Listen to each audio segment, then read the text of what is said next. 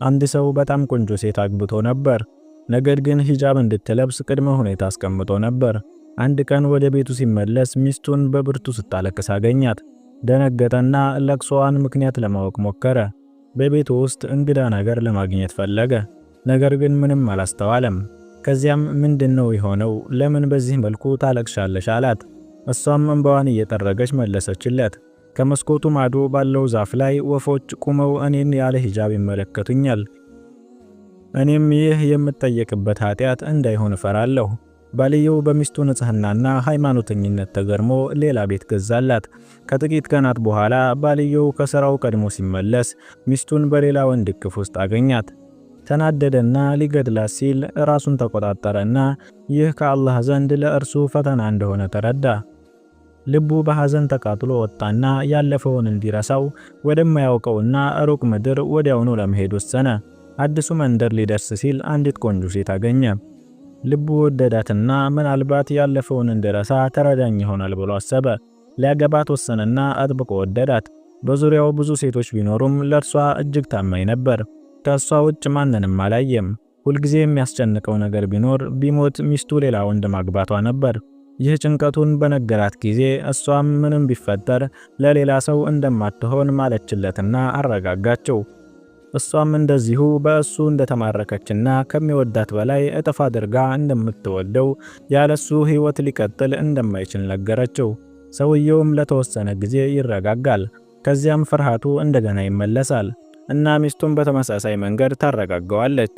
አንድ ቀን ሰውየው የወረዳውን ጉዳይ ለመፈተሽ ወጣና በመቃብር ስፍራ አለፈ። በዚያንም አንዲት ሴት አየና ምን እያደረግሽ ነው ብሎ ጠየቃት። እርሷም ይህ የባሌ መቃብር ነው፣ ዛሬ ሞተ። ሌላ ሰው እንዳላገባ ቃል ገብቼለት ነበር። አዲሱ ጮኛዬ ዛሬ ማታ ለትዳር እየጠበቀኝ ስለሆነ ይቅርታ እንዲያደርግልኝ ልጠይቀው መጥቻለሁ አለችው። ሰውየው በሐዘን ወደ ቤቱ ተመለሰና ያየውን ለሚስቱ ነገራት። እርሷም ቀረበችውና ሴቶች የተለያዩ እንደሆኑ አረጋጋቸው። ቃሏን ደገመችለትና ከሞተ በኋላ በሕይወት እንደማትኖርና ከሌላ ሰው ጋር የመጣመርን ሐሳብ እንኳን እንደማታስብ በከባድ መሐላ አረጋገጠችለት። ከጥቂት ቀናት በኋላ ሰውየው ታመመና ሌሊቱ ሳይገባ ሞተ። ሚስቱም በጣም አለቀሰችና አስክሬኑን እስከ ጠዋት ድረስ ቀብሩንና የሚገባውን የቀብር ስነ ስርዓት እስኪያዘጋጁለት ድረስ በክፍሏ ውስጥ እንዲተው ታዘዘች። እርሷም ማልቀሷን ቀጠለች። በዚህ መሃል ገረዷ ወደ እርሷ ገባችና ከባሏ ወዳጆች መካከል አንዱ ስለሞቱ ሲሰማ መጥቶ እንደነበር ነገረቻት። ወደ እንግዳ መቀበያ ክፍል እንዲያስገቡ ታዘዘች። እርሱን ካስገቡት በኋላ ገረዷ መጥታ ወጣቱ የመጨረሻውን እስትንፋስ ሊያልፍ እንደደረሰና እንግዳ ነገር እያወራ እንደሆነ ነገረቻት። እርሷም ጉዳዩን ለመመልከት ከገረዷ ጋር ሄደች። በሕይወቷ አይታ የማታውቀውን ያህል ቆንጆ የሆነ ወጣት አየች። ልቧ ወደደውና ወደ እርሱ ተሳበች። ስለ ህመሙ ጠየቀችው። እርሱም መድኃኒቴ ማግኘት ስለሚከብድ በእርግጠኝነት እሞታለሁ አለ። እርሷም ምን እንደሆነ ከነገርከኝ መድኃኒትህን አዘጋጅልሃለሁ ብላ ቃል ገባችለት።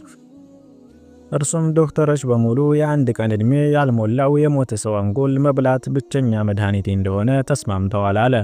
እርሷም አትጨነቅ፣ መድኃኒትህን አመቻችልሃለሁ፣ እስክመለስ ድረስ ጠብቀኝ አለችው።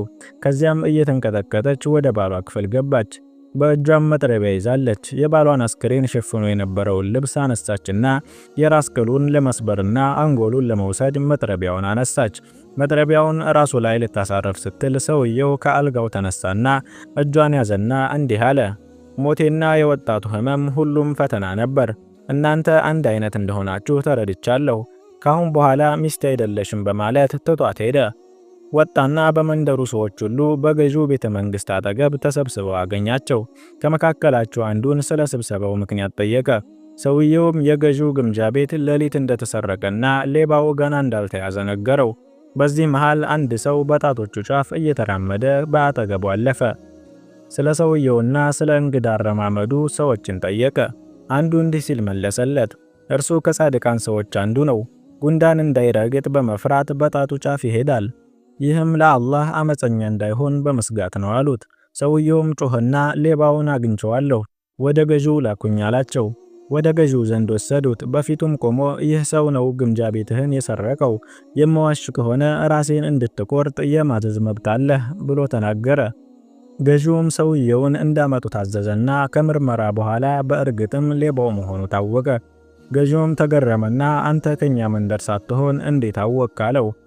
እርሱም ዓለም በማንም እንዳላምን አስተምረኛለች ብሎ መለሰለት። ገዢውም ምንድነው ታሪክህ በማለት ጠየቀው። መንደርህን ትተህ ወደዚህ እንድትመጣ ያደረገህ ጉዳይ ምንድነው አለው። ሰውየውም ስለ ሁለቱ ሚስቶቹ ነገረው። ገዢውም ተደነቀና አትዘን ወንድሜ፣ በዙሪያህ ያሉትን ሰዎች ማንነት ስላሳየህ አምላክህን አመስግን፣ አላህ መልካም ሚስት እንደሚሰጥህ እወቅ አለው። ሰውየውም በሐዘን ስሜት ብቻዬን ለመኖር ወስኛለሁ አለ። ንጉሱም አላህ አንድን ባሪያ ከወደደው በዙሪያው ያሉትን ሰዎች እውነታ ይገልጥለታልና በማንም አትዘን አለው። ንጉሱም ወደ ቤተሰቡ እንዲቀላቀል አዘዘው። በልዑላን መካከል አደገ። ብልህነት፣ ብልሃት፣ መልካም ባህሪና ጨዋነት ምልክቶችም ታዩበት። ንጉሱም ስራውንና የቤተ መንግስቱን ጉዳይ አደራ ሰጠውና ሚኒስቴር አደረገው። አንድ ቀን ንጉሱ ከአንዳንድ ክፍሎቹ የሆነ ነገር እንዲያመጣለት አዘዘው። ወደዚያ ክፍል በገባ ጊዜ የንጉሱ ሚስት ከቤተ መንግስቱ አገልጋዮች አንዱ ጋር በሚያጠራጥር ሁኔታ አያት። ሚስጥሯን እንዲጠብቅ ለመነችውና ራሷን አቀረበችለት። እርሱም ንጉሱን አልክደውም፣ እርሱ በደንብ ነው የያዘኝ አላትና ትቷት ሄደ። ሴትዮዋም በጉዳዩ ተጨነቀችና ሚኒስቴሩ ሚስጥሯን እንዲያጋለጥ ፈራች። ከዚያም ዲያብሎሳዊ እቅድ በጭንቅላቷ ውስጥ አሰበች። ከዚያም ወደ ንጉሱ ሄደችና እያለቀሰችም በደል እንደደረሰባት ተናገረች። የለቅሶዋን ምክንያት ጠየቃት። እርሷም አብረህን ያስቀመጥከው ሚኒስቴርህ ራሴን እንድሰጠው አሳስቦኛልና ይህንን ርኩስ እንድፈጽም አስገድዶኛል፣ እኔ ግን ከለከልኩት አለች። ንጉሱም ተቆጣና ሰይፍ ያዥውን ጠርቶ ሚኒስተሩ መጥቶ እንዲህ ያለ ነገር ከጠየቀህ ወዲያውኑ ግደለው ሲላዘዘው። ከዚያም ሚኒስተሩን ጠርቶ ወደ ሰይፍ ያዡ ዘንድ ሂድ አለው። በመንገዱም አገልጋዮቹ በክርክር አቁመው በመካከላቸው እንዲፈርድ ጠየቁት። እርሱም እንዲጠብቁ አዘዛቸው። እነርሱም ከኛ ይልቅ አንድ አገልጋይ ወደ ሰይፍ ያዡ እንልክና ያሳውቀዋል አሉት። እርሱም ተስማማና አገልጋዩን ላከ።